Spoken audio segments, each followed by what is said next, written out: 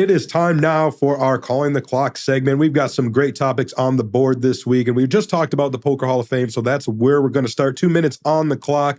Jesse, we need to make our picks about who we want to see go in. I'm going to go first. I said Isai Scheinberg. I still believe that. That's who I really want to see, but I do think it's going to be Brian Rast this year after he just won his 6th bracelet and the PPC for the 3rd time.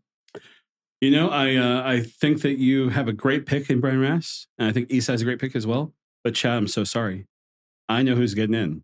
Well, yeah, who and how do you know? So let me tell you who I want it to be first, and I'll tell you who it is. Okay. All right. I want it to be Norman and Lon. Okay. Fair. I love Matt Savage. I want it to be Norman and Lon. I want Norman and Lon this year. I want Matt Savage next year. Is that going to happen? No. No, it's not. Okay. The reason is Mike Massow is making it in this year. Wow. Mike Massow, the mouth, is getting inducted in 2023. Call it right there. Check it off the list. It's time. It's time. Sorry, everybody else. Yes, you're eligible. Yes, you've got great resumes. Mike the Mouth has had a great resume for over a decade, and it's time to get him in. And I think that the Hall is going to say that as well. And I think we're going to be celebrating Mike the Mouth.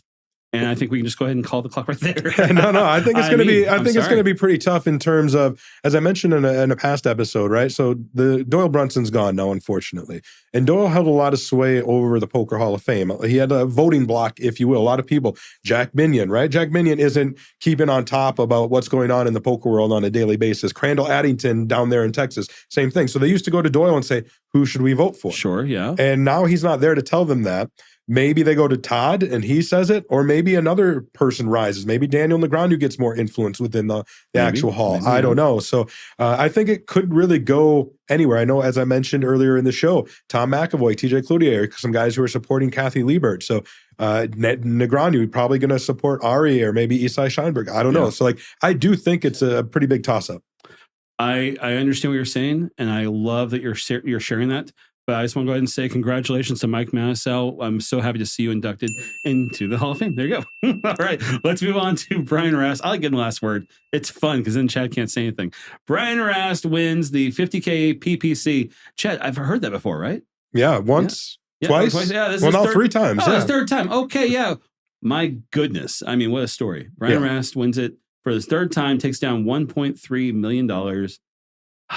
Feels good. It was quite impressive. So when this one started off, $50,000 buy-in, I remember asking the reporters that were on it, how many players does it have right now? And this was in the early goings, and they said like 29. I said, uh-oh, this is going to be a pretty small one. Like this could be bad. Luckily, a lot of late reg, right? A lot of people jumped in. Yeah. Got 99 runners, which I think is very impressive. And there were some big names, perhaps none more so than Phil Ivey making the final table. My goodness, we're going to talk about that here in a minute. Ray Dekargani was also there, WSOP bracelet winner, high stakes crusher.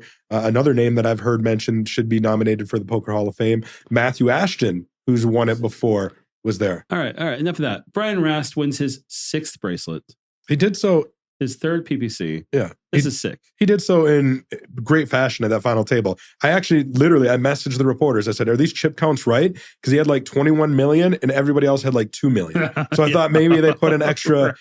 He just steamrolled the final 5 and just crushed it. Defeated Talal Shakurchi in heads-up play.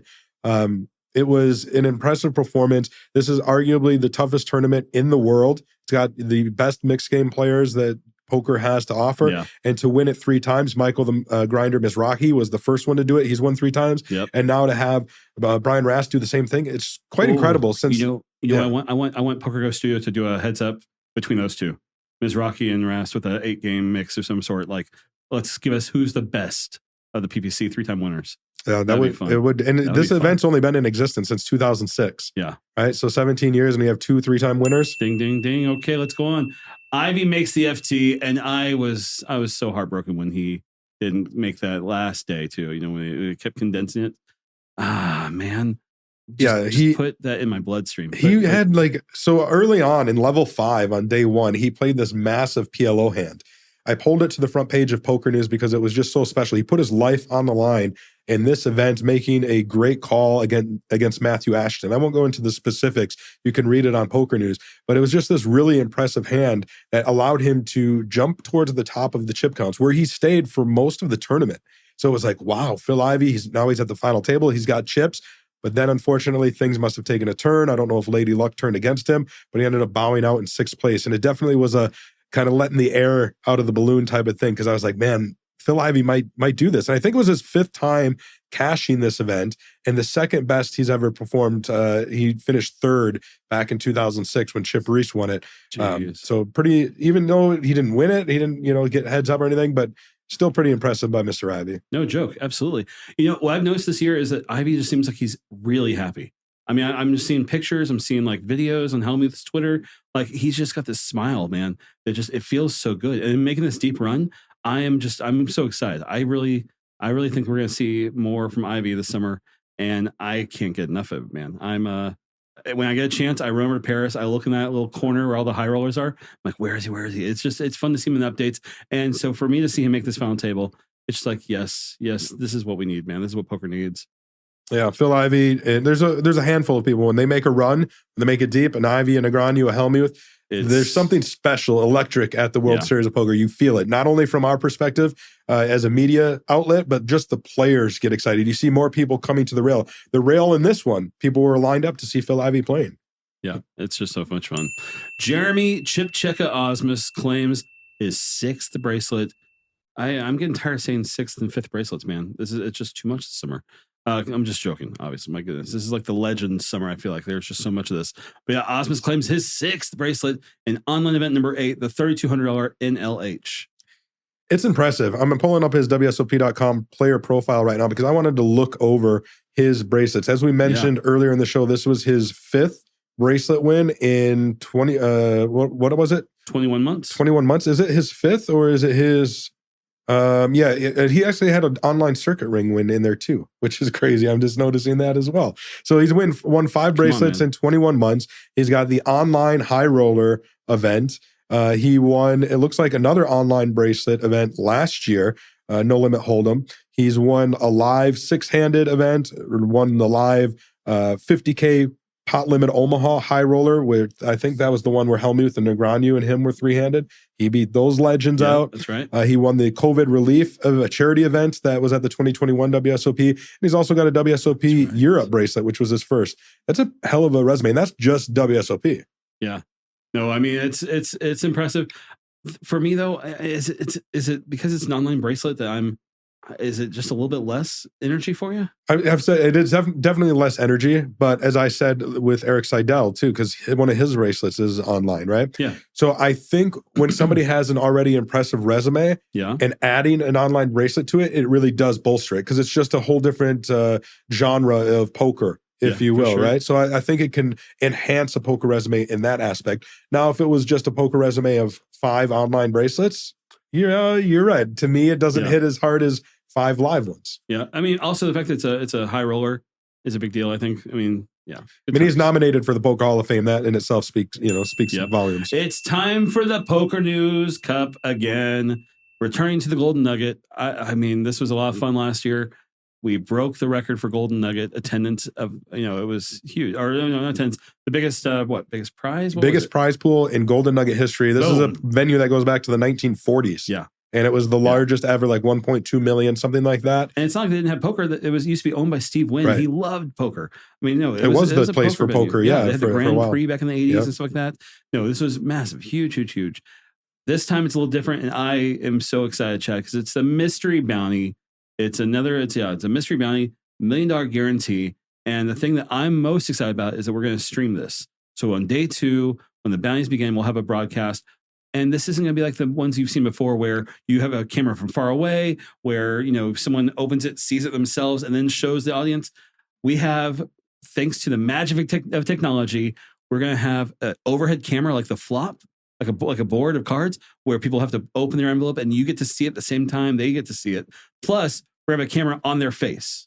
So just the same way our show has us 2 next to each other in some shots, you'll get to see the sweat and the sadness on their face when they pull that little baby one instead. And I want to see tears. I want to see sadness. I want to see joy. I want to see all those emotions, and then get back to the poker as well. So the Poker News Cup is running June 29th through July 3rd. Yep. There's 3 starting flights, $1,100 buy-in, $1 million guarantee, mystery bounty, as you said. 100K bounties. But starting tomorrow, June 24th, leading up to it on the 29th, Golden Nugget is giving away 100 seats into the PokerNews Cup. In their cash game. Yeah. All you have to do is go play in the cash game room, and they're going to do random drawings. You could win a seat just by playing, and 100 of them. 100 That's seats. that's, $110,000 worth of value they're going to be giving away. Make sure to attend. I'll be there. Chad will be there. It's going to be a lot of fun. Okay, it's time to talk about our good pal Doyle's celebration that's occurring on July 2nd. Yeah, so July 2nd is also day 2 of the PokerNews Cup that we just mentioned. It is. Hopefully we'll get to sneak away and get back down here to the World Series of Poker, because at 11:30 a.m. here at the Horseshoe, they are going to celebrate the life of Texas Dolly, Doyle Brunson. It's going to be a high-profile affair. Lots of people, legends, coming to speak about Doyle Brunson and remembering him. Jack Binion, Lyle Berman, Dewey Tomko, Billy Baxter, Eric Drache, Hellmuth, Negreanu will be among those sharing. Plus, I'm sure Brian Ballsback will share some great stories too. It's gonna be a wonderful celebration. Great memories, great stories. It's gonna be taking place at the Jubilee Theater at 12 noon, open to the public. So yeah, Chad and I will hope to be there. Plus, I'm sure it's gonna be. I even know it's just gonna be huge. I think that's what the great thing about this is now. So it takes place at noon. Doors open at 11:30. It's open to the public. Yep.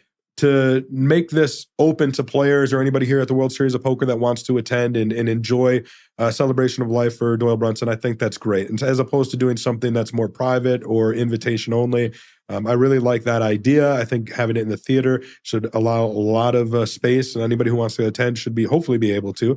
And it's just great to see. Everybody was wondering leading up to the WSOP if they were going to do something to remember Doyle Brunson, and here it is. And there are people flying in. I've spoken to some flying in from across the country just for this celebration of life. Yeah, probably be in and out in a day, but they wanted to be here because this is going to be such a special affair. Yeah. My hope is the same way that the Chip Reese Trophy has been named in his honor. I hope that the WSOP finds something like maybe the main event bracelet to be named in Doyle's honor. I mean, I love the celebration. I love this, but we need Doyle to be remembered every year. We need something like this to. I mean, I would argue they should maybe, because it's the Chip Reese Trophy for the PPC, but there's also a bracelet awarded there. They could do something with that combination. That'd be fun too, for sure. Okay, Ash and Charizard. Oh my goodness, I can't believe we have to talk about this. Pokemon, not my thing. I know who Charizard is, and Ash. Ash is the guy. He's a Pokemon. Oh wow, that's about it. Yeah, him, Pikachu, Blastoise. That's about the extent of my knowledge. So what happened yesterday? Of course, it's the tag team. It's time to have some fun. Costumes galore. There are lots of people in costumes out there amongst the crowd. Lots of custom T-shirts made and all this stuff. But when it comes to high-profile players who have massive scores and lots of bracelets, you don't usually see them in costume. Except it feels like Jungleman and Phil Hellmuth need to start a freaking reality show, dude. These guys have done this multiple times now, and you have Jungleman, Dan Cates wearing the Ash Ketchum Pokemon costume with a T-shirt and the hat, blah blah blah blah. Then you have Hellmuth put on some pajamas, basically some Charizard. Are we showing the picture during this? They're going to get to see it. Yeah, they get to see it. Oh yeah, without doubt. There's a little video too. We'll throw that in there. Man, I mean, it's fun. It's fun. It sounds fun. It's fun. No, I do give credit, and the tag team is a good opportunity for people to let loose. We participated in the tag team a couple of years ago and dressed up. It was Halloween. Yeah, I was going to grant it the 2021 WSOP. Yeah. So, yeah. But I do like the people having fun with it. I've seen other teams doing whatever it might be, making T-shirts, coming up with a team name, having some sort of gimmick. Yeah. And so to have two of the most high-profile players in the game, Phil Hellmuth and Dan Cates, get together, have a little bit of fun, play $1,000 buy-in, and rub elbows with the masses. I do have to give him credit there. And, Phil, for all his faults, he's never been afraid to poke fun at himself or to dress up, or to put himself out like that. So, yeah, without doubt. The costumes, where do they go? They went somewhere in the garbage can. To get them. Oh, the costumes. I need a what was it? A Charizard for a 6'7" man. Let's just stop talking about that right now. Okay. All right. It's week 4 of the World Series, day 25. We're reaching the halfway point right here, and we do not have a bracelet yet for either Hellmuth or Negreanu. We got a little update. Chad, we both thought by this point at least one of these guys would have a bracelet by now. Yeah, it's been quite surprising. If you've watched Negreanu's vlogs at all, he's been saying it's kind of a weird year for him because most of his success has come in the bigger fields, smaller buy-in tournaments. Right. And he finished 16th in the 1500 PLO for 10K, 13th in the Deuce to 7 draw lowball championship for 20K, and 54th in the 3K no limit hold'em for 12K. So like these are small scores for what we're used to with Negreanu, but it is just kind of cool to see him going deep in these bigger fields. But even still, like, where are those high roller cashes? Where are those? I mean, he busted day one of the 50K PPC, which is very unusual for him. Yeah. Looking at the last week or so, just to give you guys an update. 5 days ago, we did see Negreanu. Let's see, Negreanu made a 54th place in the 3K NLH for 12K. Just before that, on June 15th, he made a 13th place in the 10K deuce to 7 triple draw for 20K. Hellmuth on this side, about the same time, 5 days ago, finished in 14th in the 50K in the PPC. Yeah, it was cool to see. That was great to see him make a deep run there. I mean, that was a lot of fun. Same day, he finished 89th in the online 08. So he's still, I mean, it's not like they're not trying. My God, they're firing every day, of course. Yeah. And look, we're only halfway through the 2023 World Series of Poker. There's still plenty of time for both of these guys. We've seen it with Negreanu a couple of years ago. He didn't get his big score until late in the series. That's right. So, I mean, who do you think's to take a bracelet at this point? 4 weeks left. I'm going to still go with Hellmuth. I think, I mean, maybe did him and Cates bag the tag team event? I don't know. I don't think so. I think we missed them all. They didn't get that Pokemon magic. Nope. All right.